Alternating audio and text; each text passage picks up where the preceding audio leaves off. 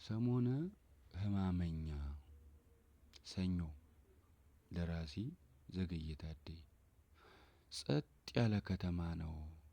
ንፋሱ ያለ ወትሮው ጉልበቱን ቀንሶ ሽው ሽው ሽው ይላል። ከማዶ የሚወጣው የዕጣንና የከርቤ ሽታ አፍንጫን ሰርስሮ ወደ ውስጥ እያረሰረሰ ይገባል። ሰማዩን ስስ ደመናዎች ተረግርገውበታል። ፀሐይ 45 ዲግሪ ወጣ ብላ እግሮቿን ብትዘረጋም የብርሃን አጥናፏ ግን ፍዝዝ ብሏል። መላ አካሏ ደም ለብሶ ይታያል።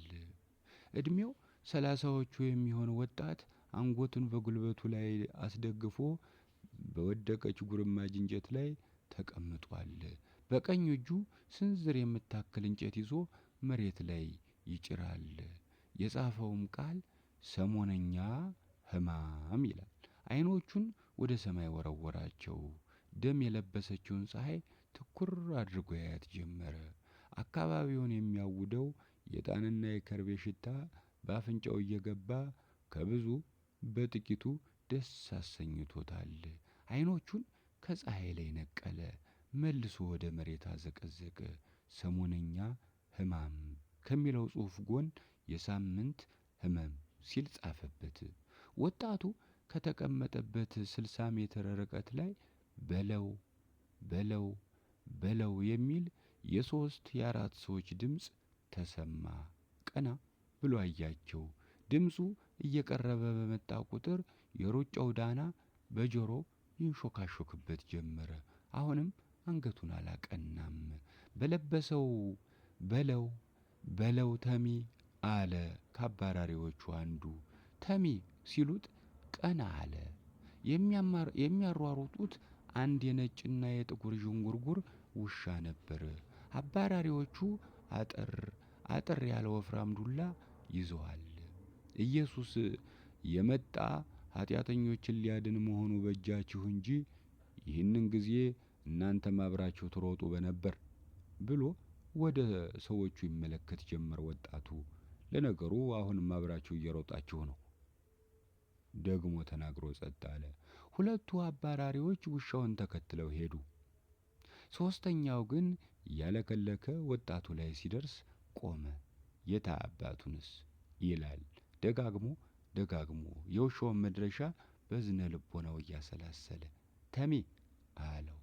አቤት አለ አንገቱን ቀና አድርጎ አይቶ። የሩቅ ሀገር ሰው ትመስላለህ ደግሞ ጠየቀው። የሩቅ ሀገር ሰው ማንን ይመስላል አለ ተሜ ፍርጥም እያለ። ጥርሶቹ በረዶ ይመስላሉ። የእህል ዘር የቀመሱ አይመስሉም። ክርስቶስን አለ ትንሽ እያቅማማ። እንዴት አለ ወጣቱ መሬት የሚጭርበትን ስንቡጥ እንጨት እያወዛወዘ። እንዴትማ የራቀ ስልህ ዓለም ከምትኖርበት ስፍራ የሸሸ እኛ ካለንበት ቦታም የራቀ ዓለም የምትፈጽመውን የማይፈጽም ዓለም የምትበላውን የማይበላ ዓለም የምታየውንም የማያይ ማለት ነው። እሺ ተጨማሪ ማብራሪያ እንዲናገር እየጋበዘው።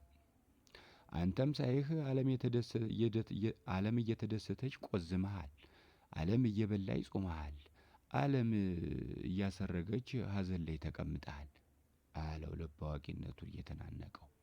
በዚህ ጊዜ የወጣቱ ጭንቅላት አንድ ነገር ሹክ አለው። መሳቻ እንዳትሆን ተጠንቀቅ የሚል ነበር። አይ ተሳስተዋል። እኔ እንኳን በዓለም ስርዓት ተተብትቤ የተቀመጥኩ ሩቁን ናፋቂ እንጂ ሩቅ አዳሪ አይደለሁም አለ እየተንተባተበ ምላሱ።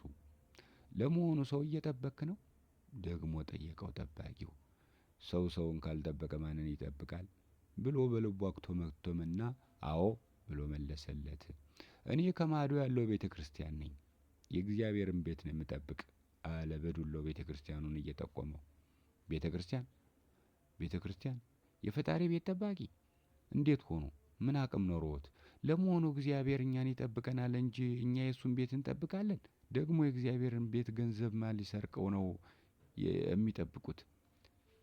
ከወገብህ የወጣው ይበረታብሃል እንደተባለው ንጉሥ ማፍረስም ከቤቴ ይጀምራሉ ብሎ እንደተናገረው ክርስቶስ ካልሆነ በቀር ሊለው አስቦ መልሶ ተወት አድርጎ ሀሳቡን ፈገግ እያለ ማረፊያ ይኖራችኋል አለ ለጊዜው የራሱን ፍላጎት አስቀድሞ። አይ እንጃ ማረፊያ ይኖራል ብለህ ነው? የለም አለ ጥያቄውን ውድቅ እያደረገበት። በእግዚአብሔር ቤት እግዚአብሔር ልጆች ማረፊያ ካጡ የት ሄደው ያርፋሉ ሲል በልቡ አጉረምርሞ ራሱን ጠየቀ። ቤተ ክርስቲያን፣ የክርስቲያን ቤት ክርስቲያን ካላረፉበት ማን ሊያርፍበት ይችላል? በልቡ አክቶምትሞ ደግሞ ተወው ጥያቄውን። እሺ ከሌለ ብሎ ዝም አለ። የት አባቱንስ የሀገር ቂጥ አስገብተ ነው መጣን፣ ተመልሶ ድርሽ አይልም አለ አንዱ ጠባቂ ውሻውን አሯሮጠው ከተመለሱት። አራቃችሁት አለ ከወጣቱ ጋር ሲያወጋ የነበረው ጥበቃ። በአፍጢሙ ደፍተን ነዋ አለ የኩራት ወኔ ደረቱ ላይ እየተናነቀው። ተባራሪው አባራሪውን አላወቀው ብሎ እንጂ ማንም የሚቀመጥ የሚቆም የለም ነበር። ወጣቱ በልቡ ነው አጉረምርሞ ወደ መሬት አንገቱን ደፋ። ታውቀዋለህ አለ አንዱ ወደ ተቀመጠው ወጣት ባገጩ እየጠቆመው።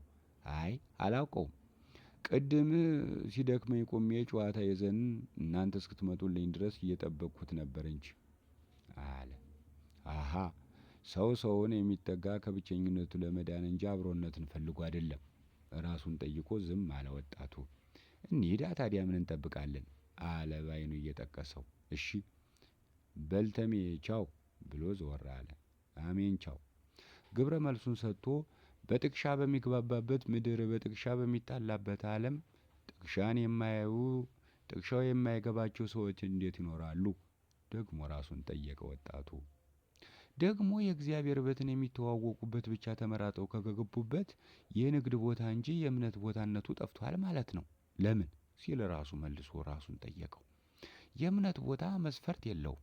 ያመነም ያላመነም ማመን የፈለገም ቢሰበሰብ ማን ይከለክለዋል? በንግድ ቦታ ግን የሚነግድ ካልሆነ ወይም የሚሸከም ሰራተኛ ካልሆነ ምን ሊያደርግ ይገባል? መጠቃቀስ ማለት ይህ አይደለም? እኛን የምትመስሉትን ተሰብሰቡ ማለት እኮ ነው። ጣቱን እያወዘወዘ ለራሱ አስረዳ። የጸሎት ቤቴን የነጋዴዎች የወንበዴዎች መሰብሰብ ያደረጋችሁት ማለትስ ይህ አይደለም ወይ? ደግሞ ጠየቀ ራሱን። አዎ ምን ጥያቄ አለው? በዕለተ ሰኞ የሕማማት መጀመሪያ በምኩራብ ሲሄድ ቤተ መቅደሱን እርግብ ነጋዴዎች ሞልተውት አገኘ። እርግቦችንም አባረረ፣ የታሰሩትንም ፈታቸው፣ ወንበራቸውንም ገለበጠባቸው፣ ሳንቲማቸውን በተነባቸው። የጸሎት ቤቴን የነጋዴዎችና የወንበዴዎች መገኛ ያደረጋችሁት ብሎ በታተነባቸው አለ ግማሽ ልቦ ነው።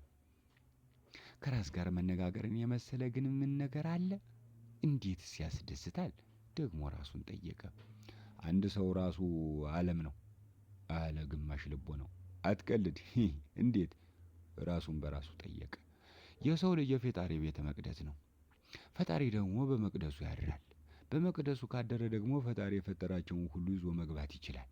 በሌላ አነጋገር የጠላኸውም የወደድከው ሴቱም ወንዱ እንስሳቱም እጽዋቱም ነፍሳቱም ፍጥረቱም ሁሉ በውስጥ ያድራሉ። ለምን? የፈጣሪ ፍጥረቶች ናቸውና። እነዚህ ሁሉ በውስጥ ካደሩ ደግሞ የሰው ልጅ ዓለም ነው እንጂ ብቻዬን ነኝ ብሎ ነገር የለም አለ ሌላኛው ሲሜቱ። እና ለዚህ ነው በሕልማችን ከሰው ስንጣላ፣ በዱር በገደሉ ስንሯሯጥ፣ ከአውሬ ስንረባረር፣ በውሃ ስንገባ፣ እሳቱ ሲፈጅ፣ ንባቡ ሲያፈራጥጠን፣ ቀን የተጣላ ነው በሌሊት ሲያሳድደን የሚያድር አለው ለራሱ። እና ታዲያ የሌለው ከየት ይመጣል? ሁሉም ካለው ነው የሚመጣው እንጂ መለሰለት ግማሽ ልቦ ነው። አባቴ ስለ ፈጣሪ ያለህን እርዳኝ ሲል አንድ ዓይነ ስውር እየተድበሰበሰ መጥቶ ከነበረበት የሐሳብ ሰመመን ብንን አድርጎ ቀሰቀሰው። ፈጣሪ ይስጥህ፣ ያለኝ ይሄ ነው እንካ።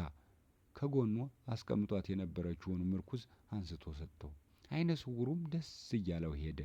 ደመና መስሎ የነበረ ፊቱ ብርሃን ወገግ አለለት። ፈጣሪ ይስጥልኝ፣ እግርህን ከእንቅፋት ከቀን ጨለማ ያድንህ ብሎ ዞር አለ። አሜን። መልሶ አንገቱን ወደ መሬት አዘቀዘቀ። በሐሳብ ሰመመን ነጎደ ወጣቱ። ጌታ ሆይ ለምንድን ነው ግን የሰው ልጅ በጎ ከማድረግ ለክፋት የሚፈጥነው? የራሱ መንገድ ሲያቅተው በሰዎች ጎዳና ላይ እሾህ የሚከሰክሰው ሲል ጠየቀ።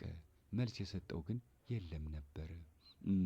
ለነገሩ ክፋት ባይኖር ደግነት አይታወቅም ነበር። ሞት ባይኖርም የህይወትን ጣዕም አናውቀውም ነበር። ፈጣሪ ደግሞ ሁሉንም ነገር ሴትና ወንድ ተባዕትና አነስታይን እያደረገን የፈጠረው። ጨለማ ካለ ብርሃን አለ፣ ክፋት ካለ ደግነት አለ፣ ሞት ካለ ህይወት አለ ብሎ ራሱን ለራሱ መለሰለት። ከፊት ለፊቱ ራሱን በነተበ ጨርቅ ያሰረ ገበሬ መጣ። የለበሰው ልብስ በላዩ ላይ በኗል። አካሄዱ ሳብ ሳብ ይላል። ህመም የከረመበት ህመምተኛም ይመስላል። በግራ እጁ አኮፋዳ አንጠልጥሏል። በቀኝ እጁ ደግሞ አካፋና ዷማ ይዟል። በኮፈዳው ውስጥ ከያዘው መርጦ አንድ ፍሬ አቮካዶ አውጥቶ ስለ ሰንበት ብሎ ለወጣቱ ዘረረለት። ወጣቱም ሰንበት ይስጥልኝ ብሎ ተቀበለ። ወዲያው በወጣቱ ልብ ውስጥም የተስፋ ጭላንጭል ብልጭ አለች። ከነበረበት የሐዘን ስሜት ፈጥኖ ወጣ።